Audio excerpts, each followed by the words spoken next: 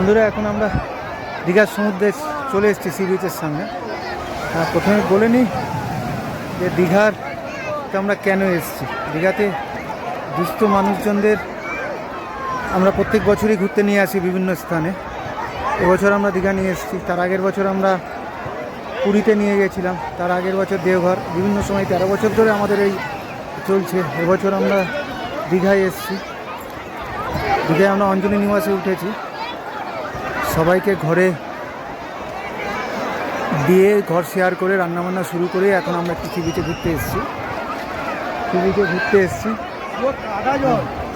এখন ভাটা চলছে, দেখতে পাচ্ছেন এখন সমুদ্রে ভাটা চলছে, জল পুরো কাদা। তাই একটু আসলাম, এরপরে রান্না চলছে, খেতে দিতে হবে।